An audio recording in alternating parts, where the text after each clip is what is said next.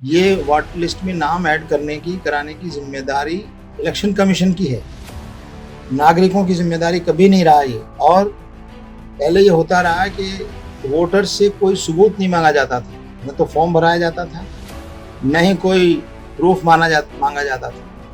Voter list में नाम add कराना और कोई छूटने ना पाए, ये पर्पस है एसआईआर का। लेकिन अभी जो हम देख रहे हैं वो ये है कि ज्यादा से ज्यादा नाम कैसे हटाए जाएं। तो हम साफ देख रहे हैं कि ये पूरा एक पॉलिटिकल एजेंडा है। ग्लोबल टुडे सब्सक्राइब करें और बेल आइकन दबाएं, खबर जो करे असर।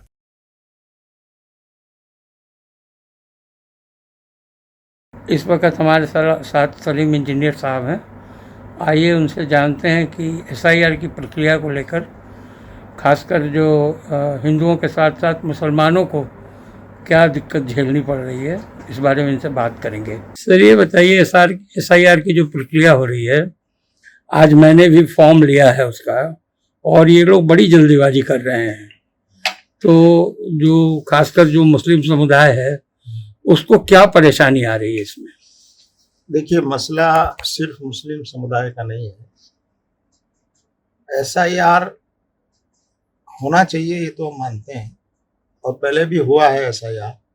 मगर इस मर्तबा जो एसआईआर किया जा रहा है वो बहुत जल्दबाजी में किया जा रहा है। अब आप देखिए, बिहार में इलेक्शन नज़दीक था और एसआईआर किया गया, और ये शर्त लगाई कि नए एसआईआर की बुनियाद पे जो लिस्ट बनेगी वही लोग वोट कर सकेंगे। और कितनी बड़ी तादाद में वहाँ लोग वोट नहीं कर पाए जो वैलिड वोटर्स थे। अब यूपी में एसआईआर हुआ है, 2 करोड़ 2.5 करोड़ के आसपास लोगों के नाम हटा दिए गए हैं। वेस्ट बंगाल में एसआईआर हुआ और वहाँ तकरीबन 11% वोटर्स जो हैं वो कम हो गए। तो इलेक्शन कमीशन का काम ये है एसआईआर में कि वो देश के उन तमाम वैलिड वोटर्स को उनके नाम वोटर लिस्ट में आने चाहिए। ये वोटर लिस्ट में नाम ऐड कराने की जिम्मेदारी इलेक्शन कमीशन की है, नागरिकों की जिम्मेदारी कभी नहीं रहा ये बोझ कभी नागरिकों पे नहीं डाला गया कि आप फॉर्म भरिए तब आप वोटर बनेंगे। अब आपने अगर बहुत से लोगों ने किसी वजह से फॉर्म नहीं भरा तो उनका नाम ही नहीं आया। और पहले ये होता रहा कि वोटर से कोई सबूत नहीं मांगा जाता था, न तो फॉर्म भराया जाता था, न ही कोई प्रूफ मांगा जाता था। इलेक्शन कमीशन के लोग घर घर जाते थे, मालूमात करते थे, नाम पूछते थे, पुरानी लिस्ट से मैच करते थे। कोई एड्रेस शिफ्ट हो गया है तो वो नोट करते थे, किसी की डेथ हो गई है तो उसका नाम हटाते थे, कोई नया 18 साल की उम्र के बाद का कोई वोटर हो गया घर में, उसका नाम ऐड करते थे। ये काम था। तो इलेक्शन कमीशन का काम ये है एसआईआर के थ्रू कि कोई भी नागरिक, चाहे वो कहीं रहता हो, उसके पास मकान हो या ना हो, यहाँ तक कि लोग जंगलों में रहते हों, प्लेटफॉर्म पे रहते हों, फुटपाथ पे सोते हों, ऐसे तमाम लोगों के नाम भी वोटर लिस्ट में आने चाहिए। तो दिल्ली में मुख्य रूप से क्या समस्या है? वोटर लिस्ट में नाम ऐड कराना और कोई छूटने ना पाए, ये पर्पस है एसआईआर का। लेकिन अभी जो हम देख रहे हैं वो ये है कि ज्यादा से ज्यादा नाम कैसे हटाए जाएं, ज़्यादा से ज़्यादा नाम कैसे कम किए जाएं, और वो भी किन के कम किए जाएं, किसके हटाए जाएं, किस इलाके में ज़्यादा हटाए जाएं। तो हम साफ देख रहे हैं कि ये पूरा एक पॉलिटिकल एजेंडा है, और ये पूरा एसआईआर के ज़रिए से नई वोटर लिस्ट बनाई जा रही है। और किसी ने कहा है कि पहले वोटर जो है वो सरकार को चुनता था, अब सरकारें जो है वो वोटर चुन रही है कि कौन वोटर है जो हमारे फायदे का है। तो इसलिए आप देखेंगे बिहार में भी, बंगाल में भी, यूपी में भी मुस्लिम समुदाय के वोटर्स की जो संख्या कम हुई है वो औरों के मुकाबले में कई गुना ज्यादा है। वोटर हिंदू भी कम हुए हैं, दूसरे और लोगों के भी हटाए गए हैं, लेकिन जो मुस्लिम समुदाय का परसेंटेज है वोट हटाने का वो बहुत ज्यादा है। और जिन इलाकों में सबसे ज़्यादा हटे गए हैं वो इलाके हैं जहाँ मुस्लिम पॉपुलेशन ज़्यादा है, चाहे वो बिहार के पूर्वांचल के इलाके हों या यूपी में दूसरे हों। तो ये एसआईआर की जो प्रक्रिया है ये एक राजनीतिक एजेंडा है, साबित हो गई।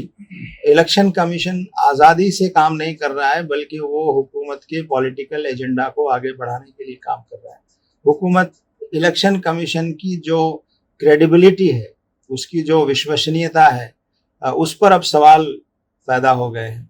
तो अगर किसी लोकतंत्र में इलेक्शन कमीशन पे लोगों का भरोसा न रहे, इलेक्शन कमीशन पार्टी के लिए काम करना शुरू कर दे, इलेक्शन कमीशन किसी एक कम्युनिटी के खिलाफ काम करना शुरू कर दे, तो इससे ज़्यादा लोकतंत्र को खतरा क्या हो सकता है। तो एसआईआर सिर्फ मुसलमानों के लिए खतरा नहीं है, ये इस देश के लोकतंत्र के लिए बहुत बड़ा खतरा है। और हम समझते हैं कि इलेक्शन कमीशन को अपनी आज़ाद कराना, ये इस वक्त आम नागरिकों की जिम्मेदारी होना चाहिए कि इलेक्शन कमीशन आज़ाद रहे। आज इलेक्शन कमीशन की आज़ादी खतरे में पड़ गई है कि इलेक्शन कमीशन किसी के इशारों पर काम कर रहा है। लेकिन सर, ये बंगाल के मामले में सुप्रीम कोर्ट ने कहा कि कोई बात नहीं, नाम नहीं आया तो अगली बार वोट दे लीजिएगा। तो ये जो सुप्रीम कोर्ट का रवैया है, इसको लेकर आप क्या सोचते हैं? देखिए, अफसोस की बात यह है कि सुप्रीम कोर्ट हो, हाई कोर्ट हो या निचली अदालतें हों, सारे जजेज ऐसे नहीं हैं, लेकिन बड़ी तादाद अब ऐसे जजेस की हो गई है जो हुकूमत के दबाव में काम करते हैं, जिनमें इतनी हिम्मत और हौसला नहीं है कि वो हुकूमत के खिलाफ कोई फैसला दे सकें। सबूत किसी के फेवर में है, फैसला उसके खिलाफ दिया जा रहा है। अब खुद बाबरी मस्जिद का जो इशू है, 9 नवंबर 2019 को जो फैसला आया, वो सारे एविडेंस वो मुसलमानों के फेवर में थे। उसका फैसले में जिक्र भी है, लिखा हुआ भी है जी। इसके बावजूद जो है वो जगह किसी और को दे दी गई। इसी तरह से और भी कई फैसले ऐसे आ रहे हैं। तो अदालतों पर से भी विश्वास अब लोगों का कम होता जा रहा है। तो ये बहुत बड़ी चुनौती और चैलेंज है हमारे लिए कि अदालतें भी अब आज़ाद नहीं है, एक तरह से दबाव में काम कर रही हैं, जजेस भी दबाव में काम कर रहे हैं। और बहुत से जजेस तो ऐसे हैं जो बाकायदा पॉलिटिकल एजेंडा के लिए काम कर रहे हैं। बहुत से जजेस ऐसे हैं जो रिटायरमेंट के बाद जो है बड़ी पोस्ट हासिल करने के लिए बड़े बड़े फैसले कर रहे हैं। बाबरी मस्जिद के फैसले के बाद कितने जजेस को जो है, किसी को गवर्नर बनाया गया, किसी को राज्यसभा का मेंबर बनाया गया। तो इससे साफ जाहिर होता है कि कितना हम नीचे गिरते जा रहे हैं।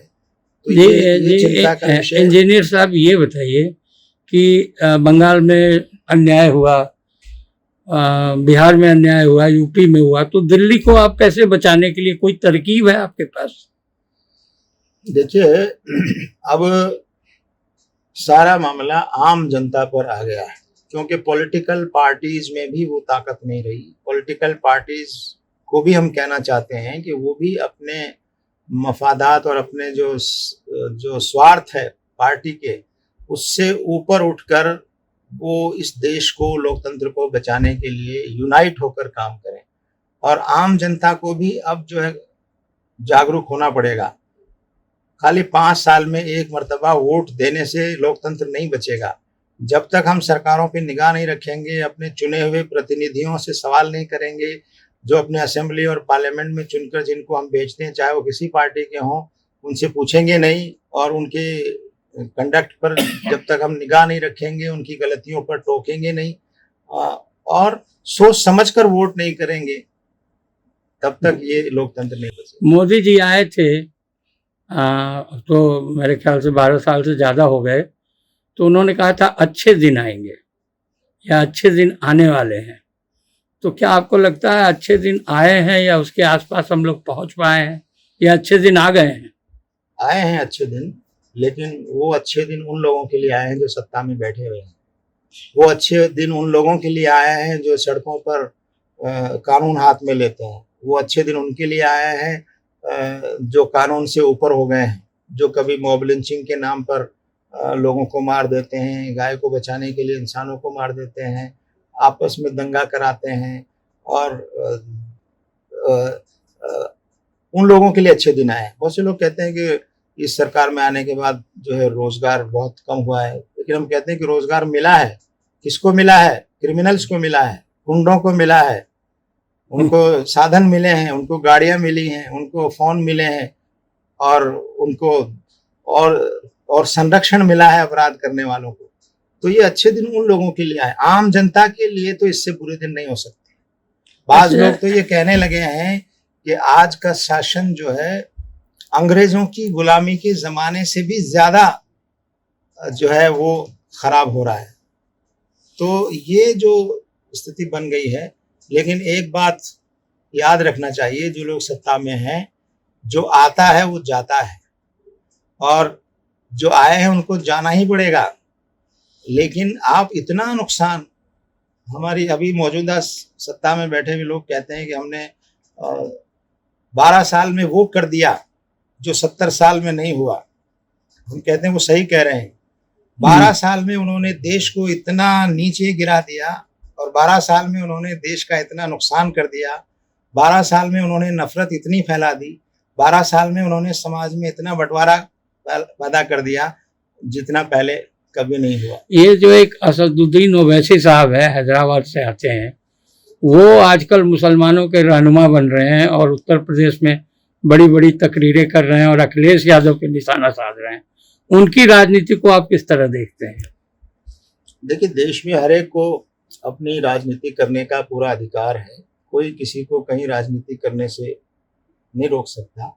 लेकिन जनता को ये देखना है कि कौन राजनीति नफरत की कर रहा है, कौन राजनीति नफरती लोगों को मजबूत करने के लिए कर रहा है, कौन राजनीति जो नफरती लोग हैं उनको सपोर्ट के लिए कर रहा है। तो ये तो जनता देख रही है। तो ओवैसी साहब की राजनीति को आप किस तरह देखते हैं? व्यक्ति पर नहीं टिप्पणी करते, हम ये कहते हैं कि जो भी इन नफरती ताकतों को डायरेक्टली या इनडायरेक्टली फायदा पहुंचाने की कोशिश कर रहा है, वो मुसलमानों का भी दुश्मन है और देश का भी दुश्मन है। आपका बहुत बहुत धन्यवाद, आपने टाइम दिया। हमारे साथ थे सलीम इंजीनियर साहब, जिन्होंने खुलकर कई मुद्दों पर अपनी बात कही और ये भी बताया कि अच्छे दिन आए हैं या नहीं आए हैं। नई दिल्ली से संजय कुमार।